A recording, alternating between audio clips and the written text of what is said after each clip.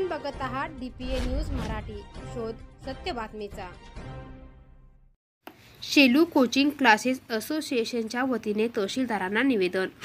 Coaching centre नियमन मसुदामधील मार्गदर्शक सूचना मसुद्यातील निर्माण झालेल्या विविध समस्या विचारात घेऊन कायदा करण्यात यावा, यासाठी शेलू कोचिंग क्लासेस असोसिएशनच्या वतीने निवेदन देण्यात आले। केंद्र शासनाने दिनांक 16/1/2024 रोजी वितरित केलेल्या कोचिंग सेंटर नियमन मसुदामधील मार्गदर्शक सूचना मसुद्यात 16 वर्षाखालील विद्यार्थ्यांना कोचिंग क्लासेसमध्ये प्रवेश देण्यात येऊ नये ही सूचना शिथिल करण्यात यावी। शाळेतील शिक्षकांबरोबरच कोचिंग क्लासेसमधील शिक्षकांदेखील विद्यार्थ्यांचा शैक्षणिक पाया पक्का करण्याचे काम करत असतात। 16 वर्ष वयोगटातच विद्यार्थ्यांच्या पायाभूत गोष्टी परिपूर्ण होणे आवश्यक असतात।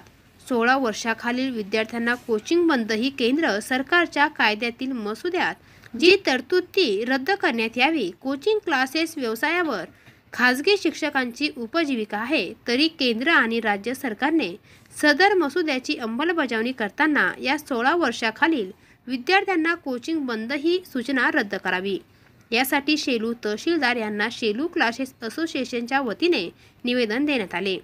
या निवेदनावर असोसिएशन अध्यक्ष गुलाबराव ताठे, उपाध्यक्ष मनीष बोरगावकर, कोषाध्यक्ष शुकाचार्य शिंदे, सचिव निशिकांत पाटील, सहसचिव करण ठाकूर, सदस्य भागवत गायकवाड, वैभव खरात, चौहान दिलीप, कृष्णा गिराम, शेख महमद सादिज, कवडे संदीप, प्रवीण खंदारे, नारायण रोडगे, रमेश पौळ, बाळासाहेब मगर, संतोष गुंजकर, दवे SB, दत्ता चौहान, BS पावडे, आदित्य पवार आदींच्या स्वाक्षर आहे। DPA न्यूजसाठी प्रतिनिधी संतोष शिंदे।